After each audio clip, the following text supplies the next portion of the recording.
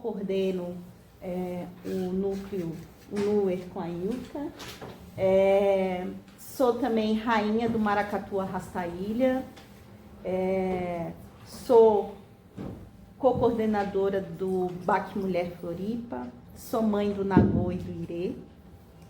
E co-coordeno, junto com a professora Flávia Medeiros e com a professora Tainá Castro, o projeto de ensino, pesquisa e extensão EBO epistêmico.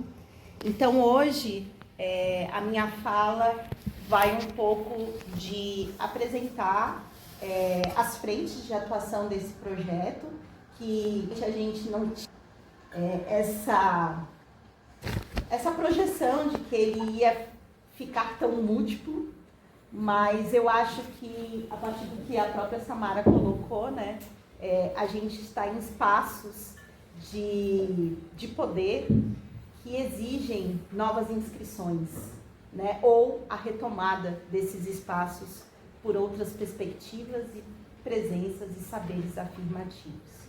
Então, o EBO epistêmico, ele vem um pouco nesse sentido. Mas antes de eu entrar nele, eu queria fazer só um panorama, que essa linha de estudos de educação afro-brasileira, do NUER, ela sempre buscou abraçar projetos que envolvessem processos de ensino e aprendizagem e as populações negras do Brasil e do mundo, né?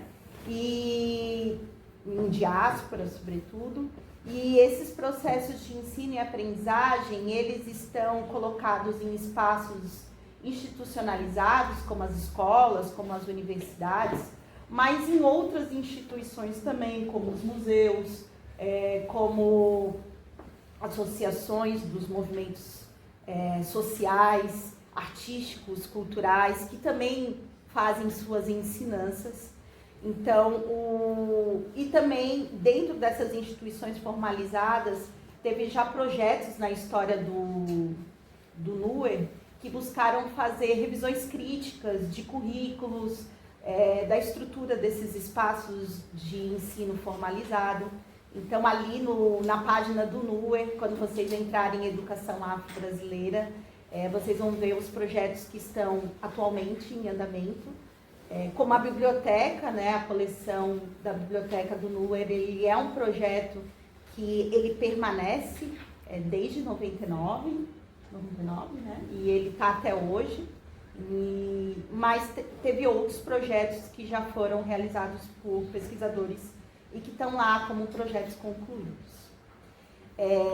Para começar a falar do EBO epistêmico, eu tenho que falar sobre a palavra ebó. A palavra ebó, de origem iorubá, ela significa oferenda. E nas práticas de religiões de matrizes africanas, ela é um ato que busca, sobretudo, a fazer uma transformação energética em quem recebe o ebó. Mas essa transformação também acontece em quem faz o ebó. Então, para além disso, nós temos a palavra epistêmico, que em grego é relativa a episteme, que significa conhecimento, ou esse saber vinculado a algum tipo de experiência.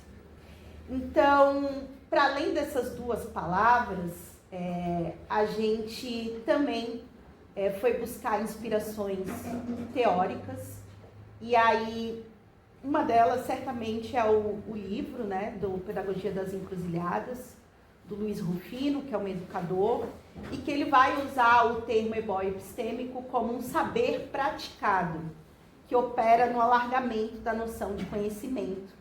E os efeitos desse alargamento, eles reivindicam uma transformação radical nas formas em que são praticados esses saberes relacionados a esses poderes.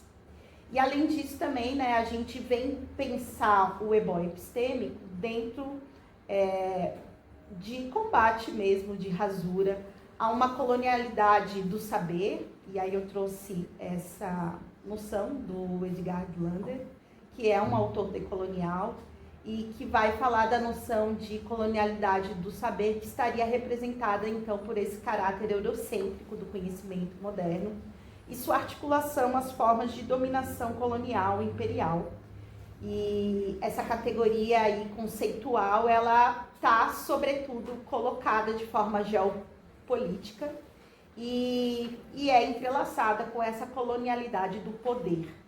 Então, o eurocentrismo, que a gente fala tanto aqui dentro dessa instituição, ele acaba sendo esse locus epistêmico que constitui uma normatividade de como se faz e se produz o fazer universitário de forma hegemônica. E é o objetivo, então, geral do projeto de ensino, pesquisa e extensão ebó-epistêmico, ofertar um conhecimento que tenha a diversidade como princípio formativo. Falando um pouco, então, da dimensão do ensino. A gente parte, né, esse projeto com esse nome, ele vai surgir, sobretudo, vinculado ao curso de Estudos Afro-Brasileiros, que é uma disciplina obrigatória oferecida ao curso de Licenciatura de Ciências Sociais do Departamento de Antropologia aqui do CFH. Essa disciplina é uma disciplina que ela vem cumprir uma lei também, uma política nacional, que é as leis 10.639, que trata do ensino de História da África e Afro-Brasileira, e da 11.645, de 2008, que vai, além da História da África e Cultura Afro-Brasileira, incluir também a história indígena. Então, é importante a gente pensar que, quando essa disciplina foi criada, ela não foi uma implementação automática. Surgiu a lei, bora UFSC. Os reitores acordaram assim, hoje vamos implementar aquela lei. Não foi assim que aconteceu. Teve que ter muita luta interna de professores antirracistas para que essa disciplina acontecesse, para reivindicar, como a Samara acabou de dizer, uma implementação de uma legislação obrigatória. E aí, a professora Ilka Boaventura Leite foi uma dessas pessoas que lutou por essa implementação dessa disciplina e por muitos anos lecionou esse curso, formando aí uma vasta bibliografia sobre essa temática que vai fundamentar a Biblioteca do NUE, né, e outras pesquisas. Mas, em 2020, quando a professora Flávia Medeiros assume no Departamento de Antropologia, que ela passa a ministrar essa disciplina e coloca como uma das atividades, nessa época a gente estava ali em vias, ou já estava, né, no período pandêmico, né, em 2020, e aí ela colocou, então, como uma das atividades finais desse curso, a produção de materiais didáticos, a partir dos temas do curso. Depois desse primeiro momento, em 2021, eu entro também, contratada pelo departamento, né, efetivada aqui do Departamento de Antropologia, e aí começo, então, a alternar essa disciplina com a professora Flávia Medeiros e seguimos, então, nessa linha da produção dos materiais didáticos. E a gente, né, em diálogo, pensou, então, de fazer um site com que a gente pudesse visibilizar essa produção dos estudantes para um público mais amplo. E também no sentido de contribuir com professores que muitas vezes querem fazer a luta antirracista de uma forma muito confortável nas suas cadeiras, ou às vezes lançam frases do tipo: mas é tão difícil, eu não consigo, eu não tive formação, não fui preparado para isso. Né? Então a gente tem o quê? Tem um site para ajudar você a se preparar, para você sair dessa zona de conforto e poder fazer uma prática educacional mais antirracista. E aí, com a contratação da professora, efetivação da professora Samara, em 2024, então nós três, a gente tem feito, né, esse revezamento desse curso, e já são, então, 10 semestres de produções de materiais didáticos em vários formatos para vários públicos que estão hoje daí localizados nesse site formato UFSC. Ele, né, não é um pouco intuitivo, mas está ali, entra EBOL Epistêmico, material didático, e a gente consegue achar. E tanto é que agora, nesse momento do projeto, a gente está também fazendo posts, né, e aí a nossa bolsista de extensão, a Jo Klinker, ela está produzindo essa série de posts sobre os materiais didáticos que estão inseridos no site.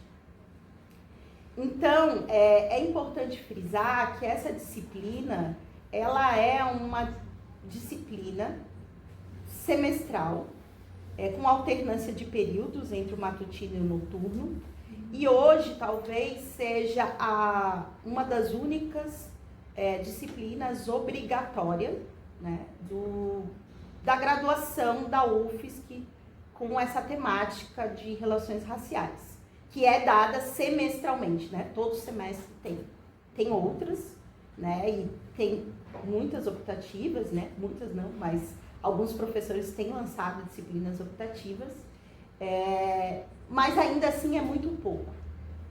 E além de ser muito pouco, é preciso também que a gente faça uma crítica, que a ideia é que essas disciplinas também não fiquem unicamente temáticas, porque também esse movimento de tematizar, de só colocar esse conteúdo em disciplinas temáticas, desobriga outros professores, por exemplo, que dão disciplinas obrigatórias, de inserirem esses conteúdos nas suas disciplinas, né? Da gente poder ter esses conteúdos de forma transversal, não só relações raciais, mas também as questões de gênero, enfim, que a gente possa ter mais disciplinas obrigatórias dos currículos. Então, essa tem sido a ação, sobretudo no eixo de ensino do projeto EBOL Epistêmico. Para além disso, em 2021 também, no final de 2021, a gente se inscreveu no edital SBPC Vai à Escola, as escolas, e a gente foi contemplada para fazer um ciclo de oficinas de letramento racial em escolas da rede pública de Florianópolis e região. Então, nesse momento, a gente atendeu 5 escolas de educação básica e um núcleo de educação de jovens e adultos. Foram momentos em que a gente foi, era a van do EBOL, né? Então a gente ia numa equipe com vários, né, professores, estudantes de graduação, de pós-graduação, todo mundo junto, e chegava nessas escolas numa perspectiva de promover não só uma oficina expositiva, mas que a gente também pensasse em outras formas de chegar nesses jovens, né? A gente trabalhou, sobretudo, com jovens do ensino médio, e era também a nossa tarefa pensar em formas mais lúdicas e dialógicas, para que aquela semente plantada naquele colégio por aquela ação pudesse gerar multiplicadores. Então, a gente criou um momento em que a gente fazia um jogo, né, jogo das identidades, que a gente chama, onde a gente se apresenta e conhece também um pouco daquele universo, daquelas turmas. Depois a gente começou a tratar os conceitos, sempre de uma forma dialogada, e agora a gente está cada vez mais tentando trazer metodologias lúdicas e corpóreas para a gente pensar esses conceitos, para que eles possam realmente estar incorporados de dentro para fora nesses estudantes. E tem aí um outro momento, né? A gente já teve também momentos que a gente levou protagonismos negros que compuseram a história do Brasil, para que eles pudessem enxergar essas pessoas e tentar saber um pouco dessas biografias. E um último momento que é deles agirem, deles se posicionarem por meio de elaboração de cartazes e de ação de inscrição mesmo. Então aqui está um pouco das imagens das oficinas. Essa primeira aqui, a gente ainda estava assim, saindo daquele movimento de estar usando máscara. Então a gente fez a oficina da Escola do Aderbal Ramos da Silva. Já aqui do lado direito, isso. Ele é na oficina que a gente fez com o Colégio de Aplicação, com a primeira turma de estudantes que entraram por ações afirmativas. Então, na parceria com a professora Maristela Campos, a gente fez essa oficina e foi muito legal, porque dessa interação surgiu um coletivo de estudantes negras e negres do Colégio de Aplicação. E também, aqui está um pouco da produção de cartazes. E só um fato que foi muito legal é que a gente fez a CPEX, né, que é um momento também que a gente acaba mostrando um pouco dos resultados do projeto. E numa dessas CPEX a gente colocou os cartazes e a escola que produziu veio com esses estudantes e eles, nossa, nossos cartazes na universidade. Então, assim, o quão também potente foi para eles se enxergarem os seus saberes inscritos nesse espaço. E aí, depois a gente tem um outro projeto de extensão, que é o Fazendo Cruzos, com Antropologia, as Artes e Museologias. E talvez o Fazendo Cruzos, ele é o nosso projeto na UFSC com maior visibilidade, porque ele realmente mexe a estrutura, né? E, então, para além de ofertar um conhecimento pautado na diversidade como um princípio formativo, por meio do Fazendo Cruzos, acho que a gente repensa o próprio fazer universitário, a gente vai tecendo outras formas de pensar uma estrutura de evento científico que fuja dessas formas convencionais que a gente tem, né? E vai aí escrevendo no fazer outras perspectivas. Aqui tem algumas imagens, né? Essa é da primeira edição, onde a gente buscava, com uma pergunta, responder onde estavam os artistas negros de Santa Catarina. O Fazendo Cruzos, com antropologias, artes e museologias, ele também caminha interrelacionado com um outro projeto de extensão, que é o Fazendo Cruzos, exposições museológicas na construção de narrativas antirracistas. Porque desde a primeira edição a gente foi tentando dar visibilidade para esses artistas, sobretudo artistas negros, indígenas, que não estão, como a Tainá bem colocou, nesses espaços hegemônicos de artes, nos eventos do Fazendo Cruzos, e também fazendo essa política de acesso que a Tainá colocou, de também pensar formas que essa arte deles pudessem chegar até quem participa do evento. E hoje, por exemplo, nós da equipe Ebói Epistêmico, todo mundo já tem uma mini galeria do Ebói Epistêmico em sua casa, né? Graças a esses processos de acesso. Então, a gente tem aqui a segunda edição, que foi em junho de 2023, e aí nessa segunda edição a gente passa a fazer também dos objetivos desse projeto, que é esse movimento de transposição disciplinar, né, dos conteúdos das aulas do curso de estudos afro-brasileiros. Então, essa é uma das primeiras aulas do curso, que é a Pedagogia das Encruzilhadas, e aí o tema foi Exu como Educação. Na segunda, Rasurando Colonialismos, a gente tentou materializar em salas de aula as perspectivas pós, contra, antidecoloniais. Aqui tem e aí a gente fez a roda de conversa no hall, né? No hall do bloco B de salas de aula. Então a gente transformou o bloco B numa grande sala de aula. E essa sala de aula montada, ela é fruto de fricções entre o poder hegemônico constituído na universidade. Porque nesse momento a gente foi reservar os auditórios e não se tinha mais auditórios disponíveis.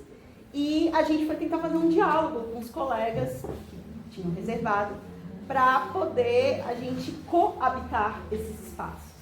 Mas não foi possível esses diálogos, e a gente então, lançando da criatividade, que também essa matriz nos fornece, a gente começou a pensar em frestas. E pensar em espaços, inclusive, que não eram nem considerados espaços de troca e de processos de ensino e aprendizagem, como os halls, como os corredores, enfim. E aí aqui a gente tem a 4ª edição, que é o Racismo Dito Científico, Ética, Estética e Comunicação com Ciência, foi em abril de 2024. A 5ª edição, que foi a última, com confabulações raciais, modernismos, culturalismos e desigualdades, que foi em outubro de 2024. E aí, dessas realizações, dessas 5 realizações, e a gente já está com a 6ª edição agendada, então vocês todos que estão aqui, já marquem na agenda, dia 20 de agosto, a gente fará a próxima edição do Fazendo Cruzes aqui na UFSC, e estamos nessa produção desse evento. E esses eventos também foram possíveis através de parcerias também, né? Principalmente da equipe, que trabalhou incessantemente para que a gente conseguisse materializar todas as ideias, todos os sonhos, as querências, mas também a gente foi construindo um apoio institucional da direção do centro. Tivemos um apoio também muito grande em várias edições do programa de pós-graduação em antropologia social, para que a gente pudesse fazer essas edições.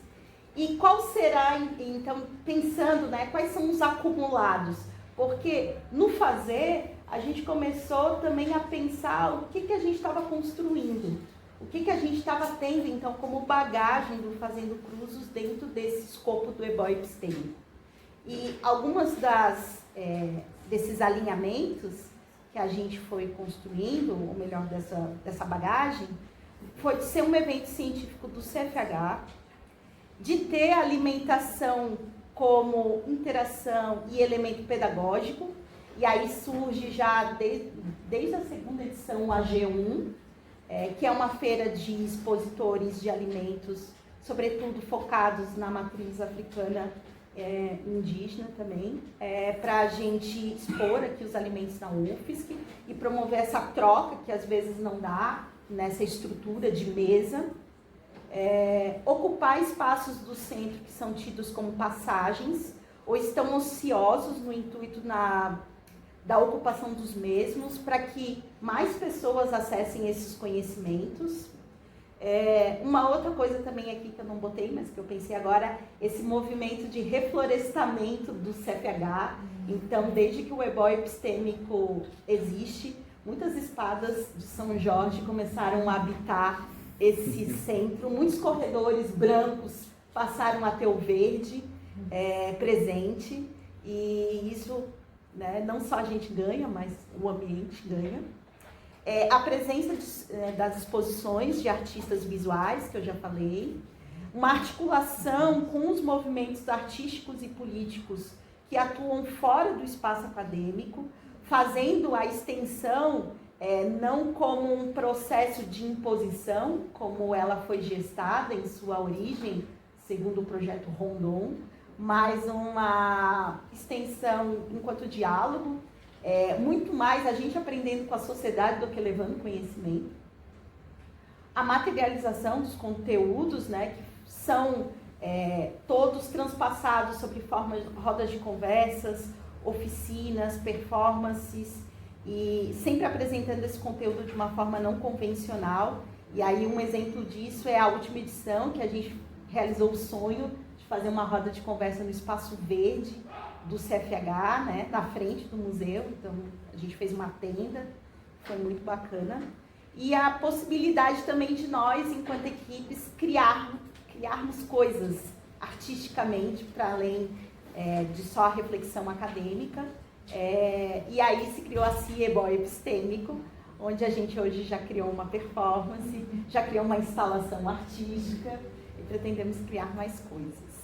E eu acho que o que fica, para além disso tudo, é a noção de coletividade e afetividade que o EBO ele demanda e cria e propicia nessa ideia de fazer um trabalho acadêmico coletivo, né?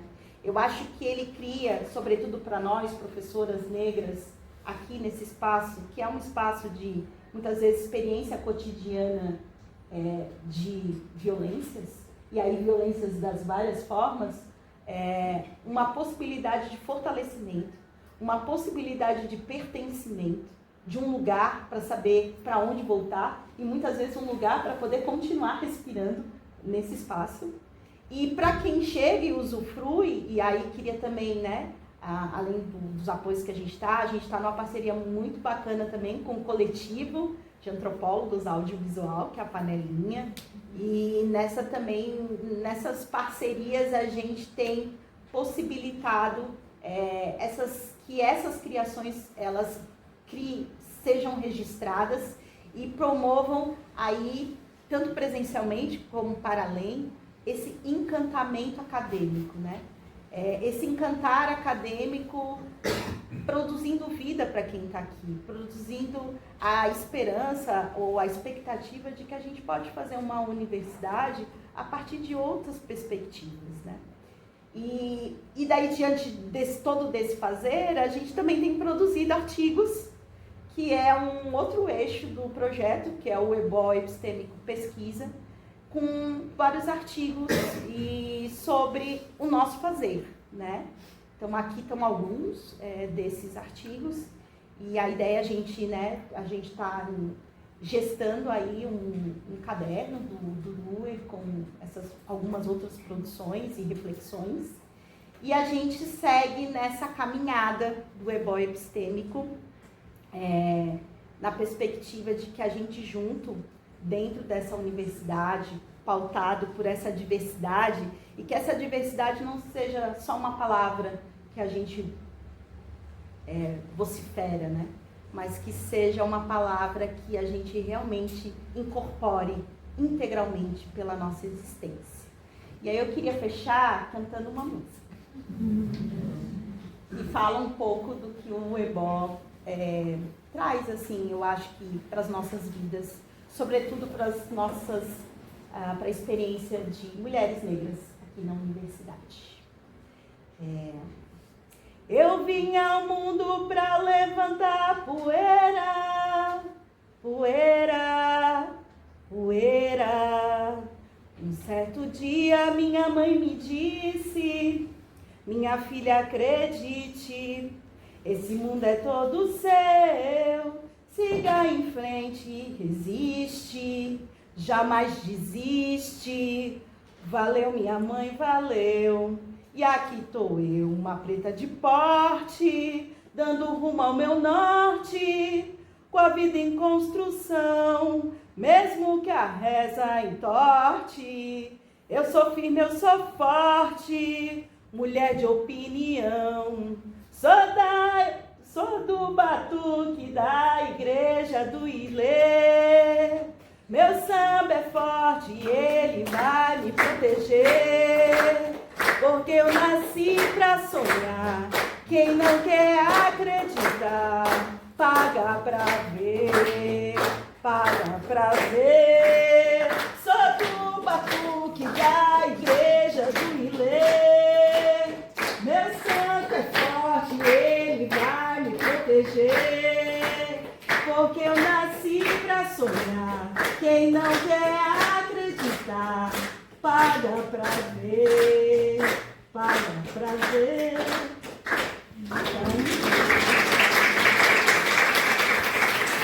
Esse samba é também de uma mulher negra daqui de Florianópolis, Heloísa Gonzaga, professora substituta, que está lá na Universidade Estadual de Santa Catarina também, no curso de música, um lugar também muitas vezes não fácil. E seguimos todas produzindo discursividades que nos ensinam a ser. Obrigada, gente.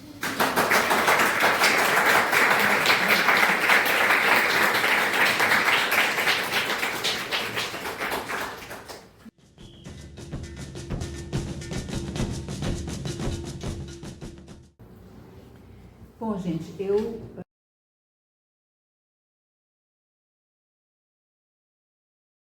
do que a gente faz hoje, né, onde a gente atua hoje aqui na universidade. Então, acho que a gente pode passar por essa parte. Quem quiser a apresentação mais detalhada, pode ler ali no cartaz, que tem ali as informações. Meu nome é Ilka Boaventura Leite, estou assim, com grande satisfação de estar aqui, agradecendo o pessoal, Alexandra, o Lucas, o pessoal que está organizando, e também dar boa noite para todo mundo que está aqui, todos. Bom, eu vou falar um pouco do projeto que eu estou desenvolvendo agora, mas que é um projeto bastante antigo, que eu venho pesquisando. Na verdade, esse projeto, ele começa em 2007, quando eu faço uma digressão do campo dos estudos de direitos territoriais e quilombolas e caminho em direção à estética, identidade e arte. Então, eu fiz uma pesquisa de campo em Moçambique, depois em Angola, depois em outros países, e venho, então, refletindo um pouco sobre a produção estética e artística que se relaciona com a África. Então, esse é um campo que eu tenho pesquisado bastante hoje. Passei um período em Moçambique entrevistando artistas contemporâneos em Portugal, as diásporas lá em Portugal, depois Angola. Isso já tinha começado, na verdade, na minha vida em 97, quando eu fui para Chicago. Eu passei um ano lá, mas assim que eu cheguei de Chicago, eu encontrei a Guerra das Terras, né? Toda a problemática quilombola se desenvolvendo muito forte, e eu acabei me voltando para essa questão e fiquei muitos anos, 10 anos, envolvida com os laudos periciais, a questão dos direitos territoriais. Mas aí em 2007 eu falei, não, agora eu vou fazer uma outra mudança. De fato, eu tenho uma prática na minha vida profissional que é fazer algumas mudanças. Então, eu fiquei alguns anos pesquisando literatura de viagens. Depois eu fui para a questão dos territórios negros, dos territórios quilombolas. E mais recentemente, então, eu fiz essa caminhada para o campo das artes visuais, das artes contemporâneas, para pensar um pouco a questão da produção estética e da relação da estética com os estudos de identidade. Mas, evidentemente, que o quilombo não sai de mim, né? Eu nasci num quilombo, eu vivi a minha vida toda estudando e preocupada com a questão da identidade negra, e evidentemente que ela ainda está muito forte dentro de mim, dentro das coisas que eu faço, dentro de um horizonte de pensamento, né, como sendo essa questão do quilombo, pensando em termos mítico-poéticos, assim, estéticos, políticos, das questões de poder. Então, o quilombo envolve muita coisa. Hoje eu tenho, inclusive já publiquei alguns textos onde eu venho mostrando que o quilombo deixou de ser só aquela experiência histórica de Palmares, da resistência, e hoje o quilombo ele se espraia por uma série de lugares e de posições e de situações no Brasil. Então, hoje o projeto que eu venho desenvolvendo e que é financiado pelo CNPq, eu trouxe aqui um cartaz para mostrar para vocês. Eu vou já levantando aqui, que eu acho que fica mais fácil de mostrar. Aqui é a logomarca do projeto, que chama Oria Boaxé, né? É um projeto que parte, portanto, da seguinte questão, que eu vou ler aqui para vocês agora, para vocês entenderem um pouco o que eu estou falando. O quilombo tornou-se o centro de nossa atenção, sobretudo pela densidade dos significados que carrega, nos diversos aspectos históricos, sociológicos, existenciais, reflexivos e de ação social. O quilombo emerge como forma de organização e resistência, entra na narrativa historiográfica da escravidão como insurgência ao regime colonial, chega à antropologia como forma social e colonial, chega à antropologia como forma social e categoria étnica, desloca-se em direção às categorias jurídicas, como comunidade, nação e direito, movimenta-se no campo das artes, da cultura e do patrimônio, para se transformar em memória social, projeto estético e identidade. Então, essa experiência, para mim, essa frase, ela dá uma ideia, mais ou menos, da importância que essa metáfora do quilombo tem na minha história, na minha vida e no que eu reflito hoje. Por exemplo, agora estou escrevendo um artigo sobre os conceitos de território negro e problematizando as linhas que demarcam o território negro e o território quilombola, pensando exatamente nessas confluências entre o Estado que impõe o território e a comunidade que inscreve o seu lugar de maneira identitária nas resistências políticas, nas formas de organização social, na luta pelo direito, no patrimônio cultural, na memória, na ancestralidade.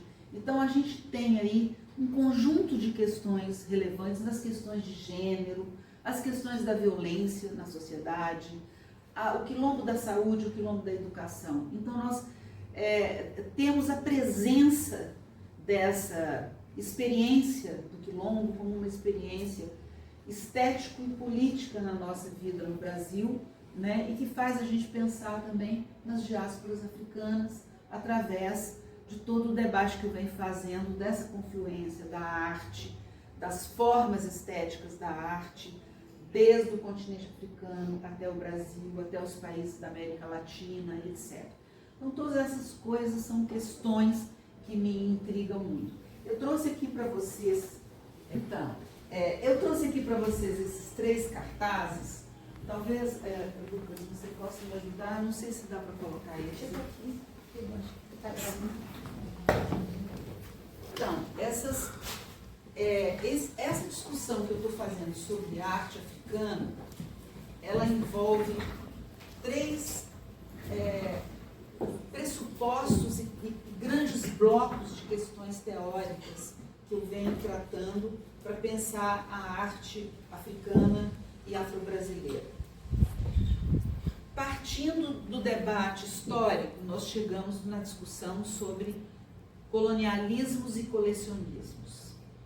Dentro dessa perspectiva, eu procurei discutir como que a partilha da África, que acontece a partir de 1884, ela faz com que aconteça nos territórios africanos que foram partilhados pelo colonialismo africano, todo o saque de objetos de arte, objetos de culto, objetos de todos os tipos, e inclusive artefatos artísticos, porque muitos das artefatos que foram para os museus, eles eram objetos de uso, né, de utensílios de utilidade, não eram só objetos rituais, mas nós temos então a formação dos grandes museus europeus, que acontecem com esses objetos a partir do saque de diferentes lugares do continente africano e como que essas coleções de obras de arte elas vão parar nesses grandes museus, como o Quai Branly, o Museu de Berlim, o Museu de Londres, né? E compõe hoje um imaginário que se tem na Europa sobre a arte africana e o que é também a cultura africana a partir desses objetos, da leitura desses objetos. Então, refletir sobre a relação entre os colonialismos e os colecionismos me faz pensar também nos sentidos que essa arte adquire os sentidos que estão sendo dados a essa arte e como que ela compõe um imaginário sobre o que a própria África é, a partir desses lugares interpretativos que essa arte, que essa estética vai assumir nesses lugares, os livros de arte, nos museus, né? Na própria estética, nas influências estéticas que vão acontecer, por exemplo, no modernismo, através do culto que o modernismo do início do século XX tem com a arte africana, a escultura de Picasso, né, de Modigliani, dos grandes modernistas que vão se inspirar na arte africana para fazer uma série de rupturas estéticas, né, e como que de alguma maneira, ao mesmo tempo que essa arte vai ter uma importância muito grande na Europa, ela vai subsumir do ponto de vista das experiências autorais, porque a arte africana ela é considerada uma arte tradicional, folk, ou uma arte naif, porque ela não tem geralmente autoria, né? Ela é uma arte que é desautorizada nesse sentido e seus objetos se tornam objetos cultuados a partir de um certo fetiche, uma certa medificação e imaginário sobre o que a África é. Depois, o outro polo de discussão que eu vou fazer são a questão das vanguardas artísticas e as lutas libertárias, tomando o movimento negritude, que acontece na França, mas que vai reunir intelectuais, artistas, poetas, escritores que estão em Portugal, que estão em outros lugares na Espanha e que vão fundar uma revista, várias revistas, toda uma imprensa, né, que vai falar, que vai produzir, né, um debate sobre a poesia, sobre a arte africana, né, e nos Estados Unidos e nas diásporas nós temos principalmente o movimento Harlem Renaissance. E no Brasil nós temos o Teatro Experimental do Negro. Então, eu faço um contraponto entre esses movimentos artísticos e o impacto que esses movimentos vão ter nas estéticas africanas, né? Tanto no Brasil quanto na Europa, nas diásporas, incluindo o Brasil nas suas várias experiências que nós assistimos desde Abdias do Nascimento. Abdias do Nascimento é um dos autores que eu venho trabalhando agora no livro que eu estou escrevendo. Inclusive, eu estive recentemente, agora em fevereiro, eu estive lá no IPEAFRO no Rio, visitando o Museu de Arte Negra, e fui recebida pela Elisa Larkin Nascimento, que me levou na casa dela e tudo para visitar toda a parte da obra do Abdias, que está na residência, que está no Museu de Arte Negra. E eu tive a oportunidade de entrar em contato direto com essas obras, muitas das obras de Abdias.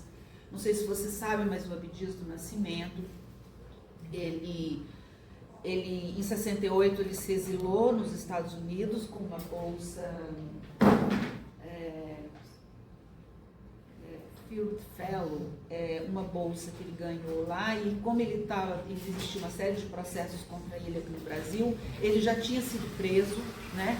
O Teatro Experimental do Negro é um produto dessa perseguição política, da maneira como ele foi preso no Carandiru. Ele ficou 2 anos preso no Carandiru. Foi lá no Carandiru onde ele criou o Teatro Experimental. Primeiro ele criou o Teatro do Sentenciado, depois ele criou o Teatro Experimental do Negro quando ele sai da prisão, né? E ele passa a ser bastante perseguido nessa época. Ele já estava junto com Guerreiro Ramos organizando o primeiro Museu de Arte Negra no Rio de Janeiro, e ele sai do Brasil e vai para os Estados Unidos, e lá ele fica até os anos 80, quando ele é anistiado e volta para o Brasil, e nesse período ele produz em torno de 150 quadros, obras, né, que hoje compõem um acervo grande. Tem uma galeria dele lá no Iotim, esses quadros já foram para inúmeras exposições, inclusive fora do Brasil, né? E eu faço um contraponto de Abdias do Nascimento com uma outra figura, que é o Malangandana Mwenya, que é um artista moçambicano, que também foi poeta, que também foi preso, que também viveu uma situação, que também era ator de teatro, que também era poeta. E os dois, por acaso, se conheceram. E foi uma coisa maravilhosa, porque eu descobri isso lá em Moçambique, quando estava entrevistando o Malangantana, onde ele me conta exatamente o momento em que ele recebeu uma carta do Abdias Nascimento, naquele Festival de Artes Negras, em 66, lá em Dakar, e depois ele vem ao Brasil e encontra Abdias lá no Amazonas, um encontro que chamaram ele lá em Manaus, e eles se encontram e se conhecem aqui no Brasil. Então, e são contemporâneos, assim, são trajetórias muito incríveis, incomparáveis, que eu estou agora aprofundando, estudando, e provavelmente vai ser um capítulo desse livro. O último ponto é uma questão de fundo, né, um pano de fundo desse debate, que são as lutas, os direitos civis e as lutas antirracistas, né? Como é que elas atravessam esses trabalhos, atravessam essas representações. E a gente pode ver, por exemplo, que a discussão sobre o racismo, ela integra muito fortemente a arte negra do século XX, do século XXI, que é uma arte anticolonial e que ela vai exatamente promover uma expressão da África, uma expressão da estética africana, através da contestação não só das formas de aceitação da arte negra no mercado, das mensagens que essa arte dissemina, da maneira como essa arte se transforma numa arte de protesto, de confrontação dos modelos estéticos ocidentais, né? Então tem vários elementos pelos quais a gente pode recorrer para pensar essas discussões. E então é isso. Eu acho que vou ficar por aqui, tá?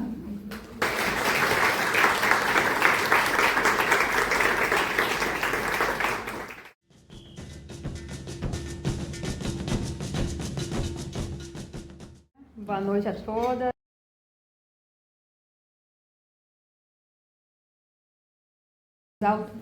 É um prazer estar nessa mesa, compartilhar das experiências, projetos, ensejos dentro do NUE. Eu sou Samara Freire, eu sou professora do Departamento de Antropologia e do Programa de Pós-Graduação em Antropologia. Atualmente, eu assumi um compromisso, que eu sempre falo, é um desafio-compromisso, o compromisso-desafio de colocar em prática, em funcionamento, um curso voltado para a formação de professores, né? Formação de professores quilombolas.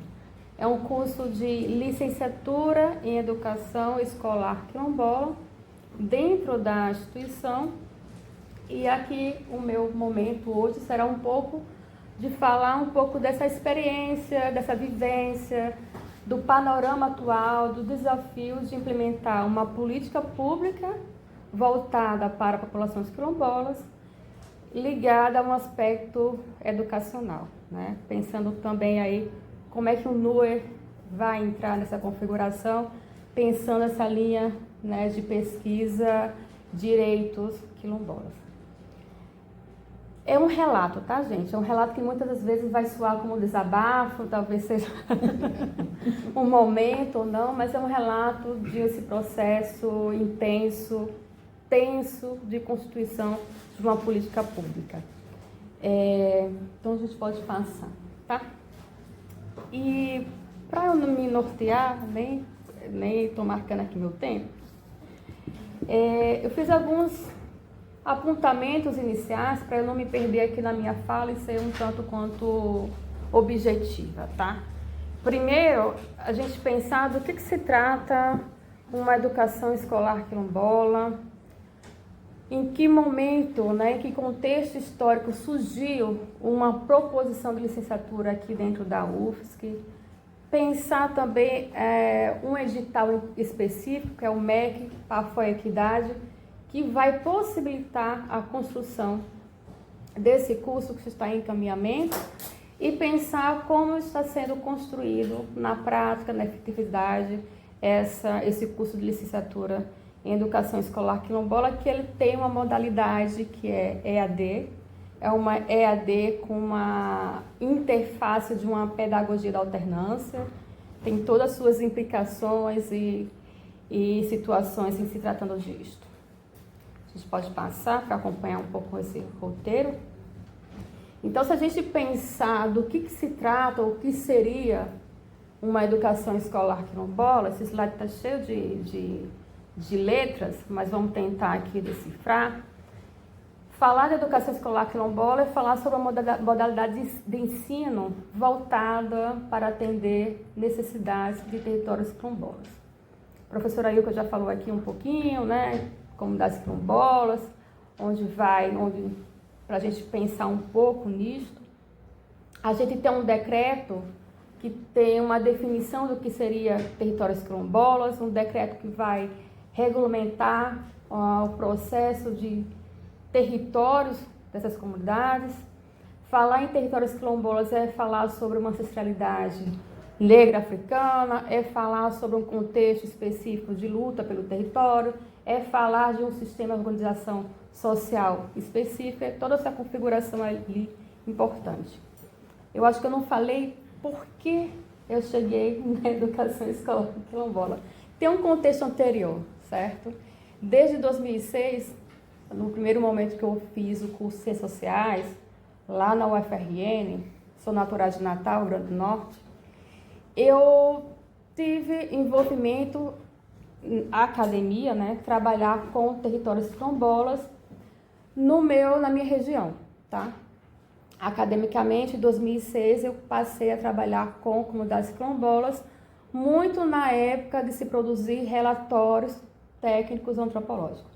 Atuei como bolsista de pesquisa, enquanto o antropólogo estava construindo um relatório técnico de uma comunidade quilombola no Rio Grande do Norte, e a partir disto eu fui me interessando por territórios quilombolas. Mas antes de 2006, tem um contexto anterior de envolvimento com o movimento social negro no Rio Grande do Norte. Eu venho de uma família de militância, minha mãe é militante, ativista do movimento negro em Natal, e muitas das atividades de uma militância se faziam em função de um diálogo com territórios quilombolas. Então, desde muito cedo, meus 7 anos, 10 anos, eu ia para territórios quilombolas. Muito das vezes, né, minha mãe me puxava pela mão, vamos, eu não queria ir, minha mãe me levava e eu acompanhava ela, esses processos de mobilização identitária política desses territórios. E tem uma situação que eu tinha minha mãe estava dando uma palestra numa escola quilombola, eu tinha cerca de, eu acho que eu estava com 11 anos, né? Então aquele primeiro momento da minha memória que eu vejo que eu tenho um contato com uma escola dentro de um território quilombola, nesse momento de interação, né, de proposição de um modelo educativo específico.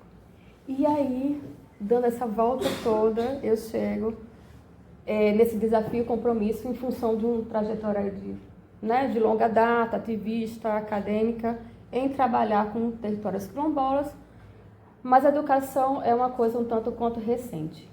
Então, tudo que eu vou falar aqui é um processo também de aprendizagem, descobrindo um pouco do que se trata essa educação. É uma modalidade de ensino que visa atender as necessidades desses territórios quilombolas, que almeja fazer uma confluência entre epistemologias e saberes desses territórios, com um currículo aí um tanto que vai envolver outras áreas do conhecimento, mas é uma proposta de diálogo entre saberes e conhecimentos dessas comunidades quilombolas com uma curricularização aí um tanto quanto extensa. Em Santa Catarina, a gente tem em torno de 19 comunidades reconhecidas pela Fundação Cultural Palmares, né? Nem todos esses territórios possuem uma escola quilombola, né? Nem todos os territórios possuem uma escola, nem todos os territórios possuem uma formação qualificada desses professores para lecionar para os estudantes quilombolas. Muitas das vezes, estudantes quilombolas vão se deslocar para outros municípios para concluir seus ensinos. Muitas das vezes não tem transporte, enfim. A proposição da educação quilombola é possibilitar a esse aluno ter um processo educativo que seja coerente com sua prática interna territorial, que os docentes levem em consideração também o que se diz, o que se faz nesses territórios, e que se utilize também dos saberes e fazeres na prática educativa, tá? Então, é uma proposição que vai inferir no modelo educacional brasileiro, tem uma proposta curricular que é antirracista, transgressora em certo sentido, e que certamente ele vai pautar algumas ideias, né? Falar de educação em territórios quilombolas é falar sobre territorialidade, é falar sobre ancestralidade, é falar sobre memória, é falar sobre uma corporeidade. Então, tudo isso a gente pode pensar numa proposição do que seria uma educação escolar quilombola. Dito isto, a gente já pode passar no próximo slide, que essa proposição, ela não vem do nada, né? Ela vem de uma luta, do movimento negro articulado, ela vem de uma luta das organizações quilombolas, e a gente tem, no ano 2012, através das diretrizes curriculares da educação escolar quilombola, a gente tem regimentos, né? Ali desde 2012, do que se trata, do que se regulamenta, do que se condiz, o que seria uma educação básica formada, voltada para uma educação escolar quilombola. Aqui a gente tem algumas diretrizezinhas, não sei se a gente consegue acompanhar.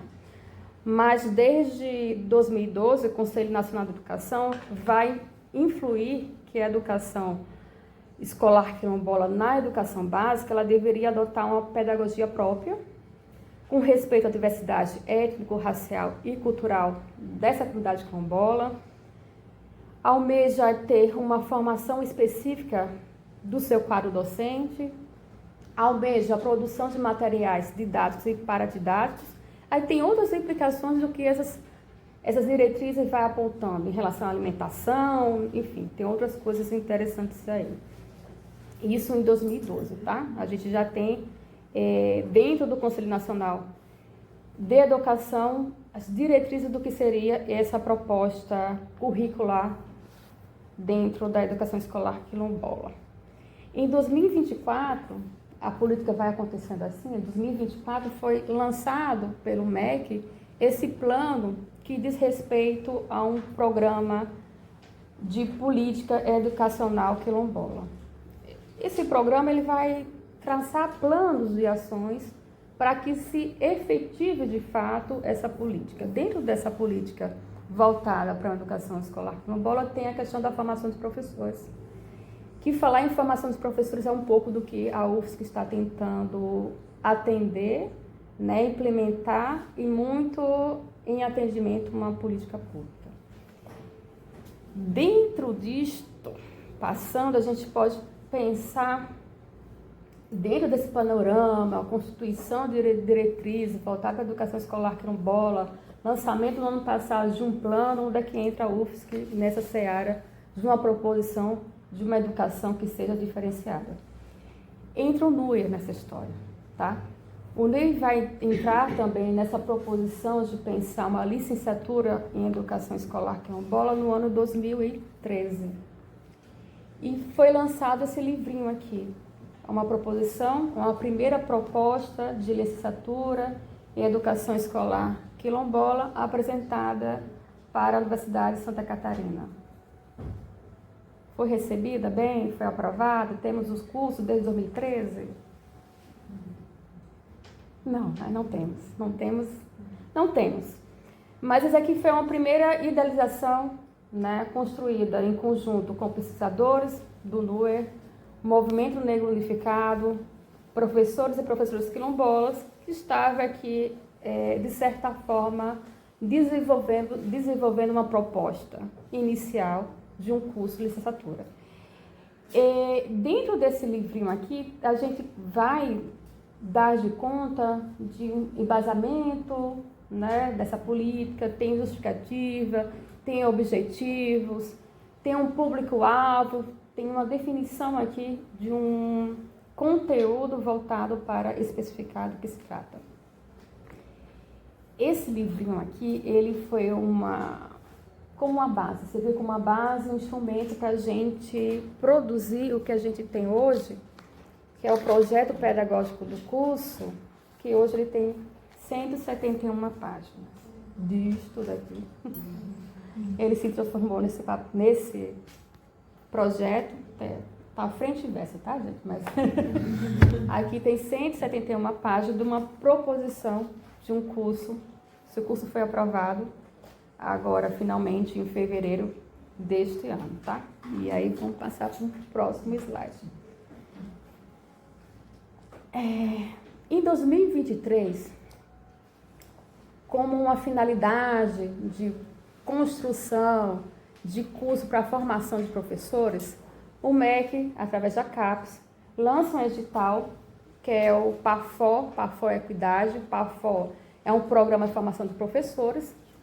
O PAFO Equidade é um programa de formação de professores voltado para educação escolar quilombola, educação intercultural indígena e outros tipos de educação.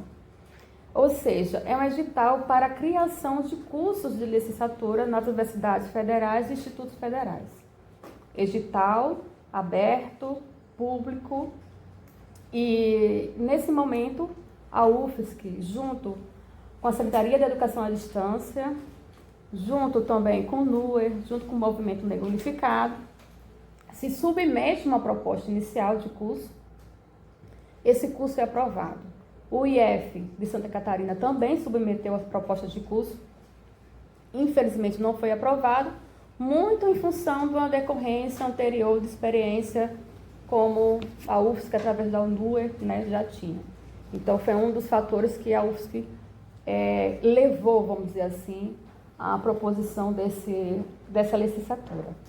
No Brasil, através desse edital, mais de 30 universidades foram aprovadas um curso de licenciatura em Educação Escolar Quilombola. Na UFSC, ela tem uma especificidade. Ela vai chegar com um EAD, porque teve aí, no momento da inscrição, foi junto com a Secretaria de Educação, com a SEAD, Educação à Distância, aqui da UFSC, que submeteu a proposta, e submetendo a proposta EAD.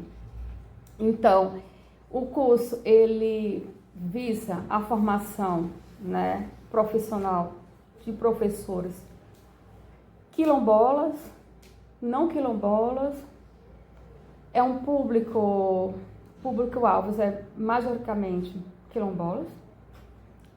A gente tem 30 vagas desse curso. É um curso que tem um polo, como é a dele, tem um polo, e tem um polo que fica no Quilombo Invernado dos Negros. As aulas, curso EAD, ele pressupõe aulas no ambiente virtual, mas pressupõe também aula 50% em ambientes presenciais. Nesse ambiente presencial, o curso ele vai se dar adotar uma metodologia da pedagogia da alternância, ou seja, o docente vai até o território quilombola, Invernado dos Negros, lecionar a sua aula.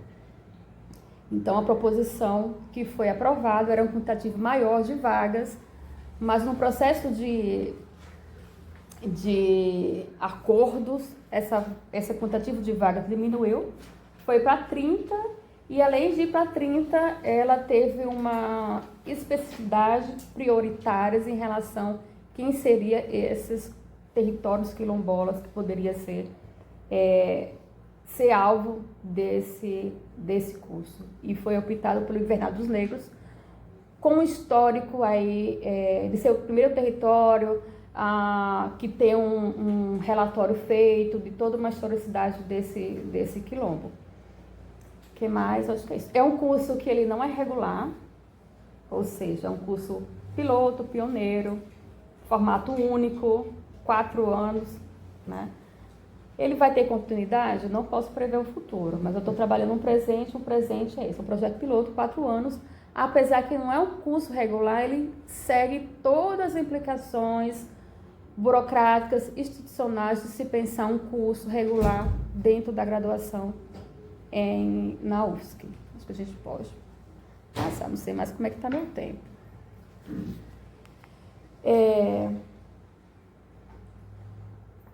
E como é que se deu esse processo? Né? Esse processo ele se deu em conjunto com as lideranças dessa comunidade invernal dos negros, se deu em conjunto do Movimento Negro Unificado, se deu em conjunto com uma comissão que foi feita, né? Uma comissão de elaboração do projeto pedagógico do curso. Isso no ano passado, né, início de 2024. Essa comissão de docentes, ela contemplou docentes da antropologia, quem mais? Não vou esquecer, da geografia, da educação do campo, metodologia de ensino, línguas e literatura vernáculas, que assumimos esse compromisso, desafio de estruturar esse projeto pedagógico de curso.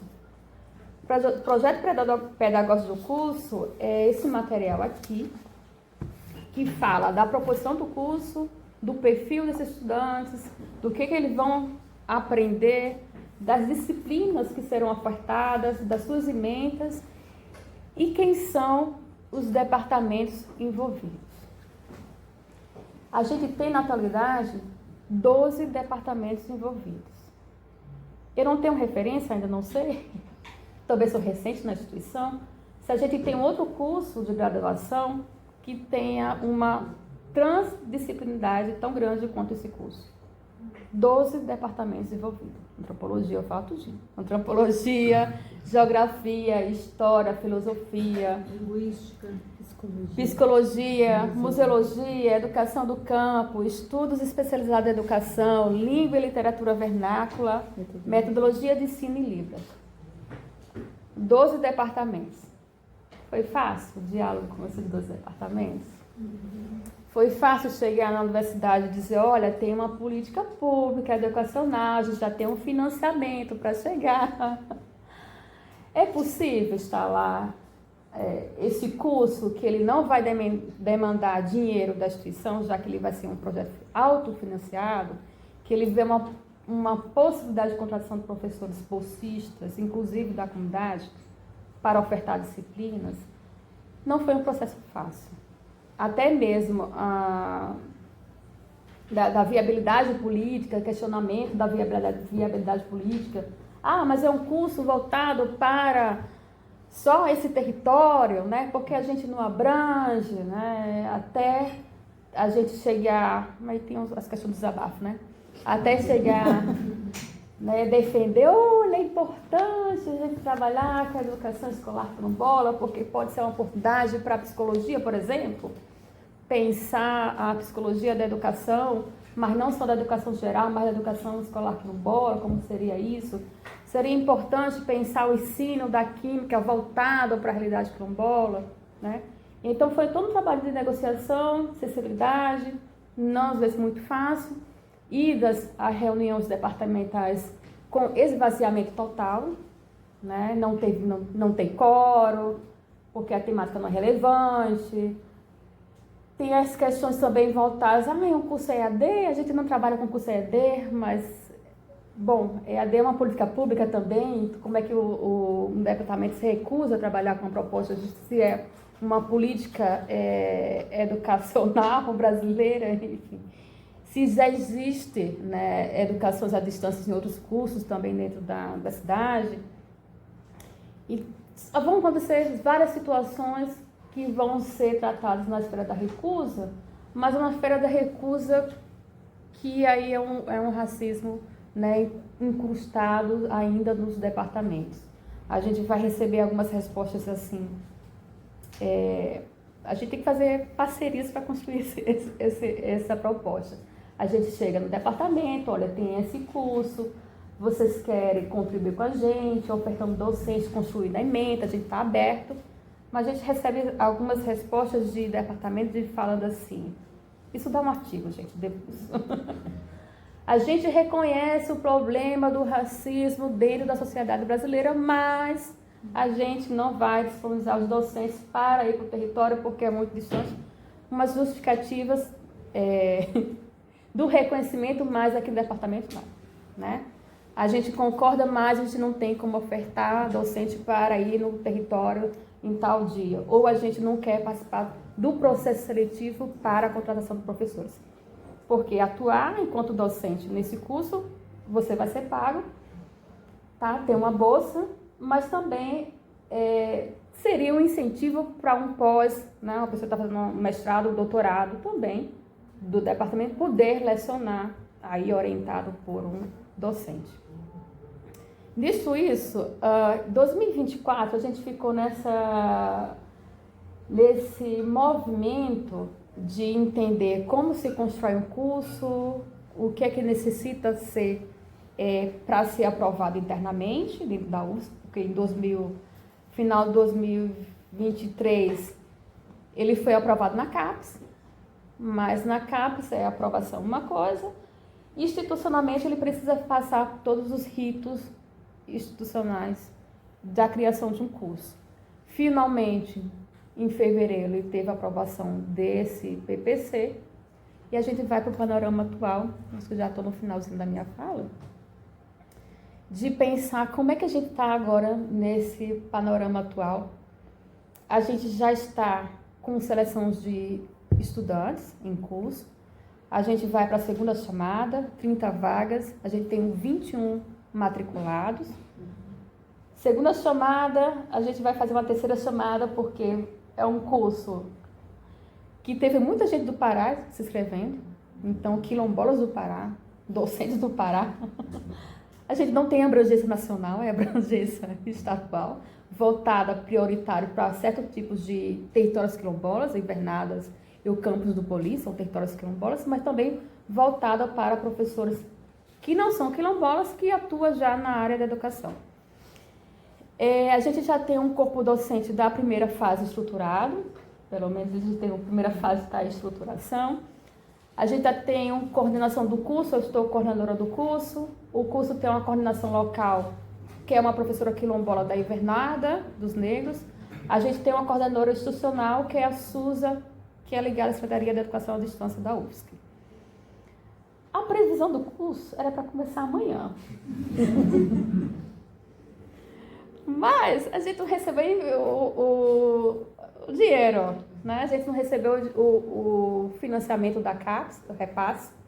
Eu fui informada hoje que o professor Irineu assinou finalmente, né, o TED. Esse TED vai ser encaminhado para a CAPES e da CAPES vai ser enviada para o... Então hoje o reitor finalmente assinou o documento para ser encaminhado. Mas a gente manteve uma aula inaugural, espero que a gente não cancele e adie mais esse calendário. A gente manteve a aula inaugural para se realizar no dia 12, é um sábado, no território quilombola, Invernada dos Negros. Feito o convite, se não houver alteração até lá. Bom, essa é a realidade, a dependência da assinatura, fui informada que foi assinado hoje.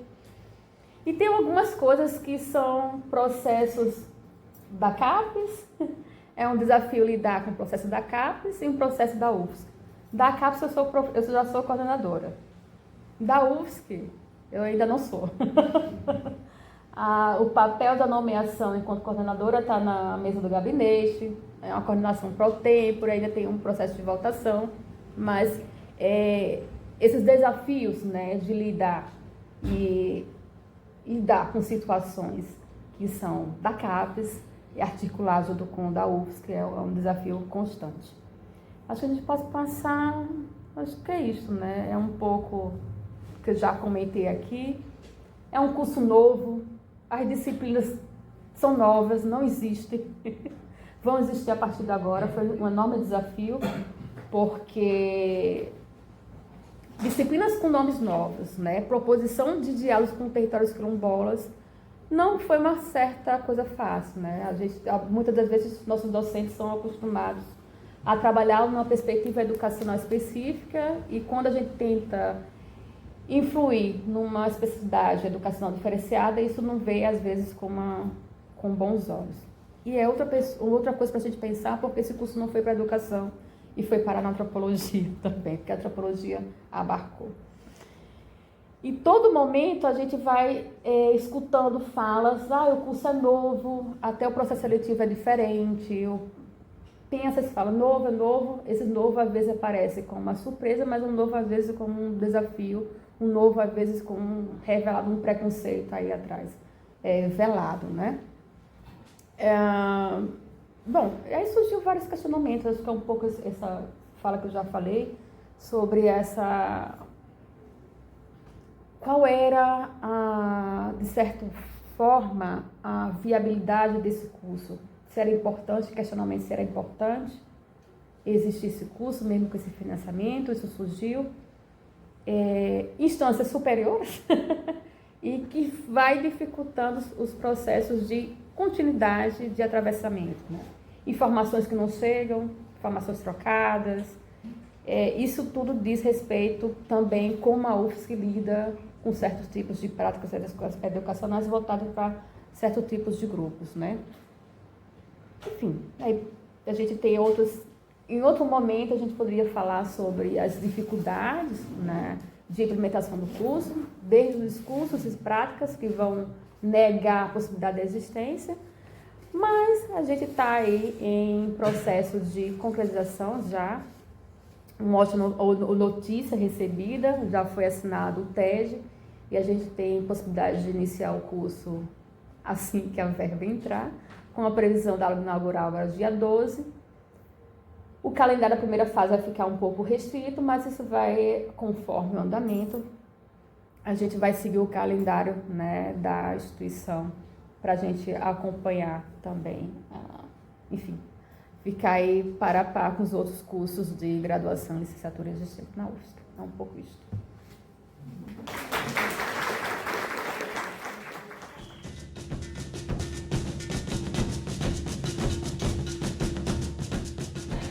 Vou dar um exemplo recente que a gente identificou no projeto.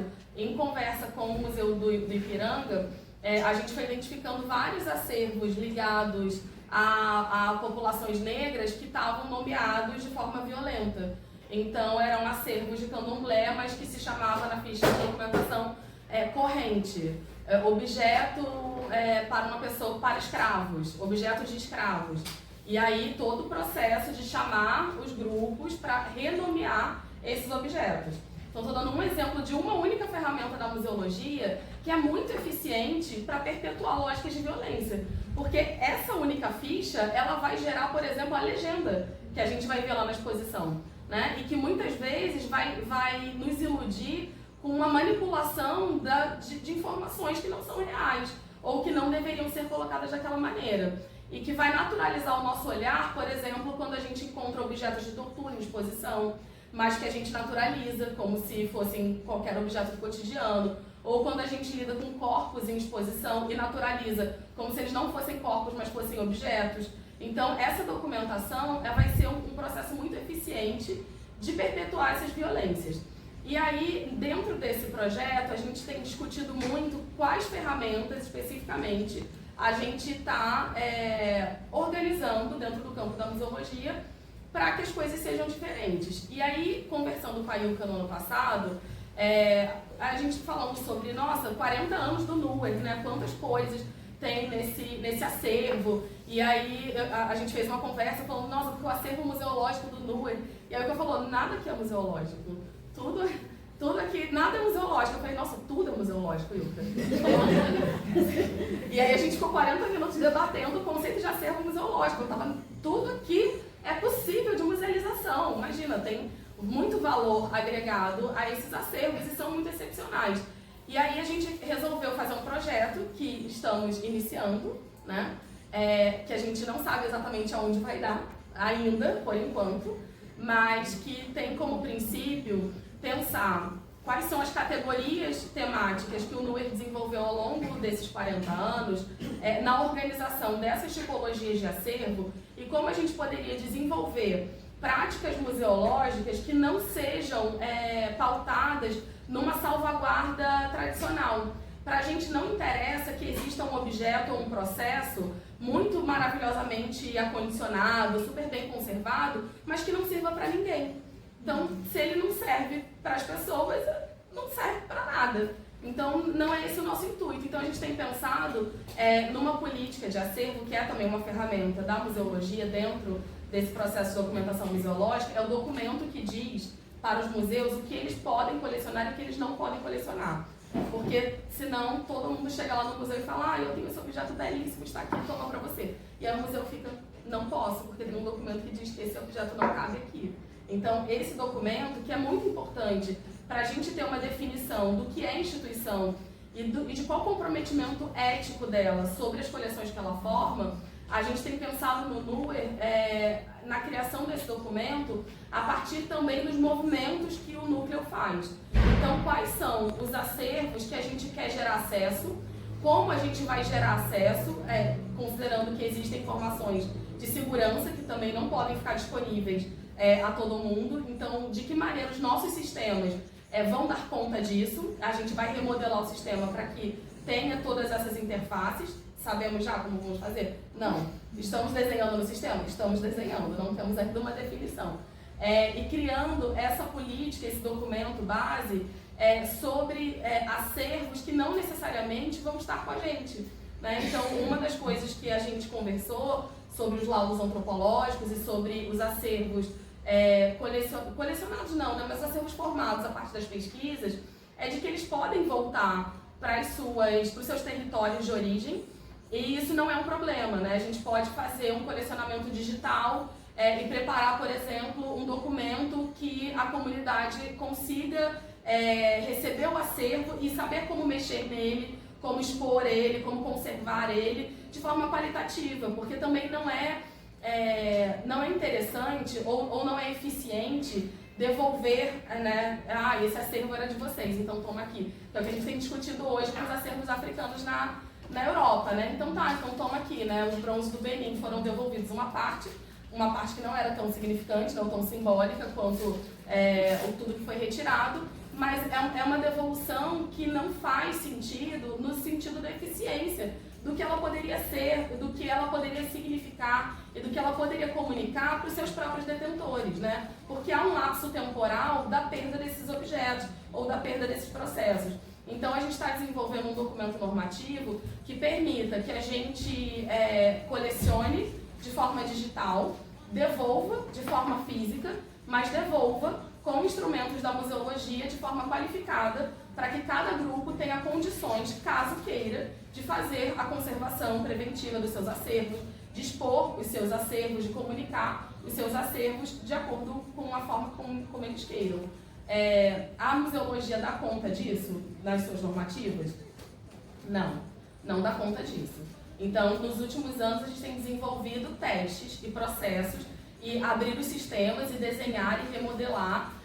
E é um processo metodológico onde a gente acolhe o erro, né? Então, esse processo ele só é possível a partir de muitos diálogos e muitas vozes. Então, a gente não faz nenhum procedimento técnico isolado. Então, ao contrário do que muitos dos meus colegas museólogos gostam, esse processo terapêutico de uma reserva técnica em silêncio, você e o objeto, né, preenchendo a ficha de documentação, a gente não trabalha assim. A gente trabalha muitas pessoas conversando, uma pauta de reunião que nem sempre a gente cumpre, né, muitos devaneios, muitas anotações e uma criação em conjunto de algo que a gente tem uma ideia do que será, como eu disse para vocês, um sistema de informação que disponibilize esses acervos e uma política de acervo, mas na prática, como será a carinha desse acervo, desse sistema, dessa política, ainda não sabemos.